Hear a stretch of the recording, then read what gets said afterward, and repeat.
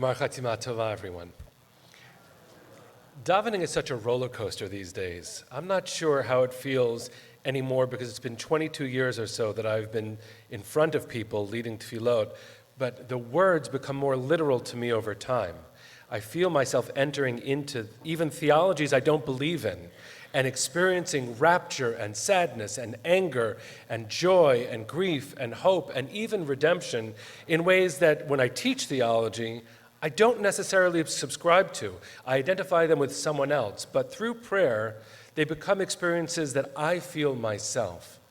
I never thought I would say such a thing, but I feel the literal truths of these words when I'm reciting them because suddenly I know them well enough, I'm not struggling for the pronunciation most of the time, and most of the melodies come naturally to me even when I shift one or two, but the moments that they point to, even if I wonder if they ever really happened, are absolutely happening. One of those moments is the Avodah, and we're going to get there very soon. The Avodah is the center, at least in the ancient world, of what Yom Kippur was. The high priest would walk in, trembling, to the Holy of Holies to say the name of God that no one could say and no one could hear. Even he, when he said it, and even those who heard it would fall to the floor because it's just too much. Imagine everything you ever felt, everything anyone ever felt, things that those to come will feel, all being felt at once. What else could we do but fall to the floor? And there are moments of human history that sometimes touch that kind of intensity. Today is the 50th anniversary of the Yom Kippur War. I was born into a world that existed after that, barely. I don't know what my body would have felt had I been old enough to be paying attention from this shore. I don't know what my body would have felt were I on that shore of our homeland, only 25 years old as a homeland. I don't know, but maybe some of you remember. 50 years ago, words were said by our leaders in our homeland, leaders of the American Jewish community, of worry that it was going to be a second Holocaust. And part of how we got there, and if you managed to see the new movie that just came out starring Helen Mirren called Golda, many who lived through the Yom Kippur War say that it's as close to history as a movie can get. That doesn't mean it's 100% accurate, but it means the emotionality and the personalities that are portrayed remind us of the vulnerability. And remember what I said about the prayers, the vulnerability, the hope, the despair, the resilience, the grief. If I say that words in front of me in a machzor sometimes feel very literal, so too can testimony, even when fictionally depicted. Looking at the face, I'm not saying of Helen Mirren, even though I was privileged to be at Brechat Sultan, at the Sultan's Pool, for the premiere of the movie, and Helen Mirren was in Jerusalem, talking about what it felt to portray Golda Meir. But I was looking at Golda Meir's face. That's what Helen Mirren intended. And that's what it is to step into a mythic understanding of history and to feel it all as if you're there, though of course I can't, and I'm grateful that I can't, because what happened on Yom Kippur was the reconceptualization of the Jewish pride that had only taken root a few years before in the Six-Day War. If we think that the machzor is a roller coaster with ups and downs, I mean, going from my tears in Yizkor with Rabbi Litsky's poetic introduction and leadership of it, and the words in the machzor that are just, it's not exactly devastating, but it's a little bit of that, to the rapture of holding Torah and singing it back. It's everything in the sanctuary. It's everything always, all the time. That's another good movie. But the Bar Lev line, which was a border between Egypt and the newly expanded Sinai Peninsula that was part of the state of Israel, won in the Six-Day War, the Bar Lev line, which was a line of impermeability. We were invulnerable because of that line in the sand. A line in the sand. It was erased within hours. Part of it was poor planning. More records have become unsealed 50 years after the war. But there's no question that we understood ourselves in a certain way before the Yom Kippur War and a certain way after. And the way many philosophers and Israeli historians talk about this is called conceptia. Conceptia, obviously, is not a Hebrew word, it's conception. But we had a certain conceptia of ourselves born in the Six-Day War. Now, I remember being a pulpit rabbi in Berkeley, California, speaking with a community that had a very hard relationship with Zionism. We wrestled all the time. It was a very alive conversation, to say the least. And when the 50th anniversary of the Six-Day War happened, I asked this question of the community. For those of you who were alive and old enough to think about what was happening, I'm not asking how you feel about the state of Israel and its government today. I said then. I could say it now too. I'm asking you, how did it feel when we came out of the Six-Day War the way we did? And there was a member of the shul, an older member, who was part of that very alive conversation about Zionism, who came up to me crying afterwards and said, I haven't thought about that a long time, but I'll tell you what I felt on the Six-Day War. I said, oh God, you do care about us. It's a complicated thing to be a people connected to a land, to have a mythic understanding of our own history, to pray our history, ancient and modern, and to wonder about where we belong in the scheme of things, and to watch war and then disunity. But I'll tell you something. In the literal understanding of the prayers, and maybe I'm using literal a little bit too figuratively, but in my experience, not becoming the high priest, but saying these words, when we go through the Avodah and falling to my face, I really dig down deep to stop my disbelief, to stop my cynicism, and to just fall down. And then to remember to pick myself up. The liturgy helps me do that. What liturgy would we write for these days? These days of vulnerability. These days of strange resilience. These days where this sanctuary that I could only imagine 4 years ago, my first time sharing tefillot on the holidays with all of you from my desk. Look at the grandeur of what we have. How do we daven this? How do we daven on Yom Kippur, knowing that 50 years ago we almost lost it all? What has changed since then? So much. But I'll tell you who our teachers are, who bears testimony, the veterans of the Yom Kippur War, who created the protest movement that has been going through 38 weeks strong in Israel. I had a debate with someone just this past week, because it was UN week for those who weren't commuting, I should let you know. But being in the city was not pleasant for lots of reasons. I had a debate with someone because privilege is such a strange word to say when you're participating in a protest that should never be necessary in the first place, because leaders should have common sense.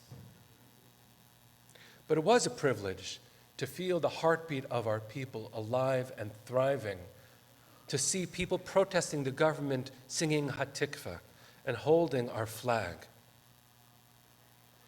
to stand with my beloved teacher, Yossi Klein Halevi, who invited me on the day that the Supreme Court ended up making the decision it made, that the Knesset made the decision that it made about reasonableness in the most unreasonable of ways. And I stood with him, and we were water cannon together, and we sang, and we marched, and it was a privilege, even though it was awful. So I had this debate with someone about this past week, because some of you might have participated, I hope you were paying attention, The protest movement that followed Prime Minister Netanyahu everywhere he went culminated on Friday with an enormous 2,000 plus people protest right outside of the UN.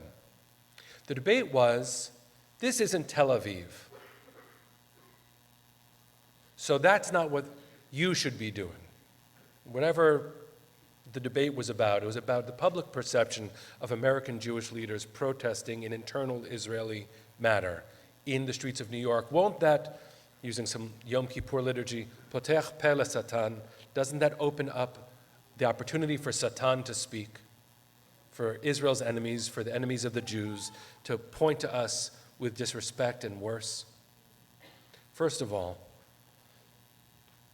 the grandeur of this gathering, and to see 2,000 people waving Israeli flags, and the personal privilege of hearing my wife sing Hatikva at the end of this protest, to hear Hebrew spoken in praising and incredibly angry ways, all on behalf of our vulnerable people, meant that the person who told me, at least I'm the one who won the argument because I'm talking now, was right and was wrong. It wasn't Tel Aviv, but suddenly New York City felt a lot like Tel Aviv.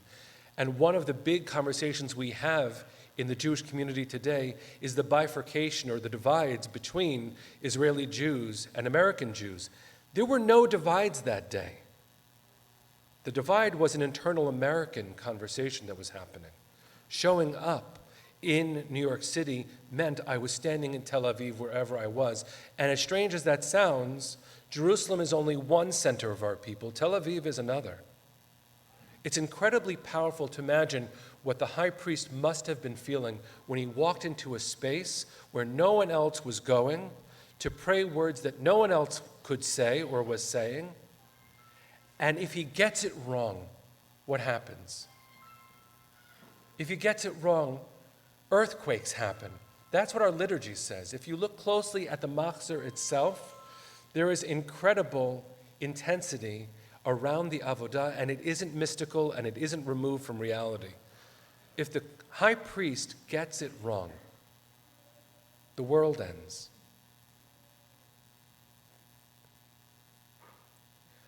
You have to think mythically to step into that sentence, so let me invite you to, so I can say it again. If the Kohen Gadol gets it wrong, the world ends. That's why at the very end of our Avodah service, I don't know if we say it, we'll see if we do. It says, and may our communities not become like those that experienced earthquakes.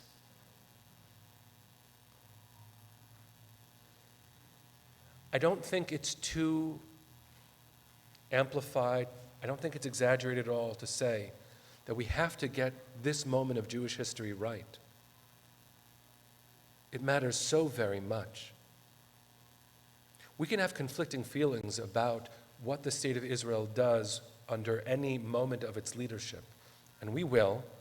If you've ever served on the board of this shul or any other communal board, you know that it's never calm when big questions come up. So just multiply that by a nation. We shouldn't expect calm conversations in the Knesset. The high priest walked in trembling because he's just one person. You know what he had around his waist, according to tradition? A crimson thread. Because only he was allowed to go into the Holy of Holies, and if he gets it wrong, and he died, they needed to get him out of there, and no one could go in to get him. There's this beautiful legend that was shared by Abram Joshua Heschel in a foreword to a book by Samuel Dresner called The Tzaddik. He says, you think that the rarest of occasions entering the Holy of Holies was the high priest, but actually, once every 50 years, because sometimes the Kodesh Kodashim, the Holy of Holies, needed repair, they needed to lower somebody in, standing on a platform, who would then fix the walls. Once every 50 years. Once every 50 years, even the Holy of Holies needs repair. It means every once in a while we need to really check our exercise of holiness. Heschel said elsewhere that the land of Israel is not inherently holy, it's the testing ground for if we will be. So here's a question. There's not going to be an answer coming up. It's not that kind of whatever this is. What do you think is in need of repair when it comes to our people's sanctity? And how are you supposed to be a part of it? We take turns being the high priest these days. We enter into mythic moments of history, each of us as the central characters. I am Hagar. I am Yishmael. I am Chana. I am Avraham. I am Yitzchak. And we are so brazen, we are even HaKadosh Baruch Hu sometimes. We get up from the seat of judgment and move to the seat of mercy. We remember our history and we reenact it. We stand on the shoulders of those who bore testimony millennia ago, let alone those who fought in wars this day, 50 years ago, where invulnerability disappeared and vulnerability became absolutely devastating. The word conceptia, how you see yourself, there was one conceptia before the Yom Kippur War, and there was a radically different one afterwards. So I'll just use a very silly example and make a suggestion which is not actually an answer to anything. Israel was 25 years old. Some of us have children who are 25 years old. Some of us might be 25 years old. Some of us might be a little bit younger than 25. What is it to have a child and worry from the distance? You can't actually, I'm speaking from recent experience, tell them what to do anymore. Israel is the greatest project and process of the Jewish people in the modern age. But it's not a child anymore.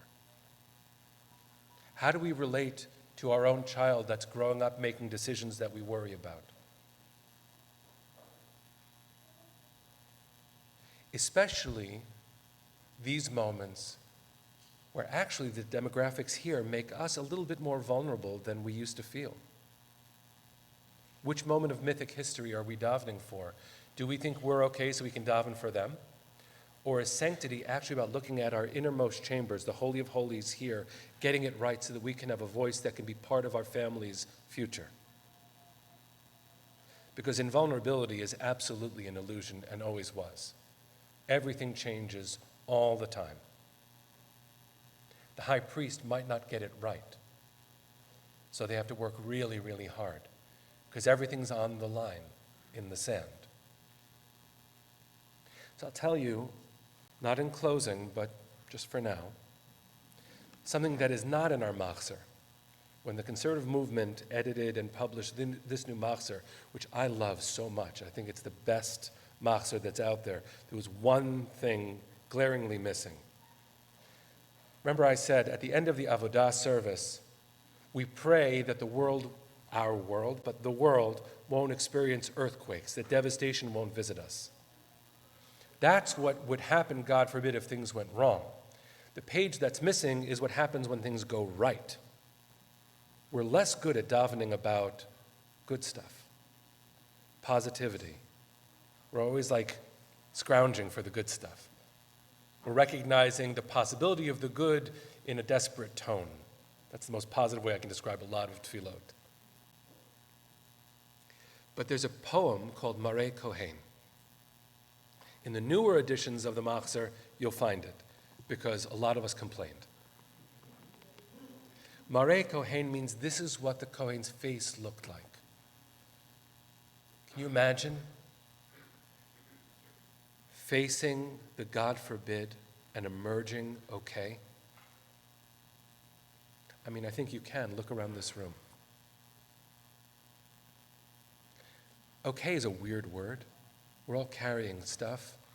I've lost people, maybe you have too. But this is an alive, holy space. Can you imagine what it is to daven with voices again? I can. Not can you imagine invulnerability, can you imagine shared vulnerability and doing our best to take our turn leading us forward? And can you imagine what your face looks like when you get it right? The poem says that the Kohen Gadol's face looked like a rainbow. I can just tell you, because of the way the sanctuary is situated right now, I'm looking at a whole bunch of your faces, and it looks so beautiful. Because it's not hard when you're a liturgical Jew, a davening Jew, to swim in all moments of time. It's not hard to remember this empty sanctuary where I pre-recorded something because we were afraid the Wi-Fi would give out. It's not hard, even though I wasn't there, to worry about our sisters and brothers 50 years ago today. It's not hard to not be able to breathe because suddenly I'm in the Holy of Holies with the high priest. It's not hard. We are in all moments, all the time. And the more close we are to our own souls and our soulful history, the more we stand a chance at getting it right and then celebrating then too. Knowing that a rainbow in the sky doesn't last either, but it's an eternal promise somehow. That lines in the sand don't protect you, but being together in mindful ways that show solidarity might. We don't know what the next moment will be, but if we pray together, most likely it'll be easier to handle. I don't know how you use the word Zionism. I use it a lot. It fills my soul, it fills my heart, even when I'm angry, because it shows me that we are alive. Zionism, in short, was our decision not to wait for God to save us, but to save ourselves in all the ways we could manage. No one agreed about the how. Compare Jabotinsky to Echad Ha'am, to Herzl, to Rav Kook. No one agreed about anything. But this was our chance to get it right again. It wasn't just 50 years that had passed when we needed to repair our sanctity. But we lowered ourselves with trembling hands into the Holy of Holies and we fixed the walls. They need fixing again. But they won't need the fixing of one of us. They're just going to need a lot of fixing. And if we do it right, in whatever period of time passes next, it'll be someone else's turn to fix the walls again. 50 years is not such a long time when you live in mythic history. So I would bless us to think about what we can do to be part of repairing the walls right now, because we are in need. And I say with such appreciation, this community could play a very big part in that. Please don't miss your own grandeur, the rainbow of your own faces, as we face our next moments. Gmar Chatima Tova.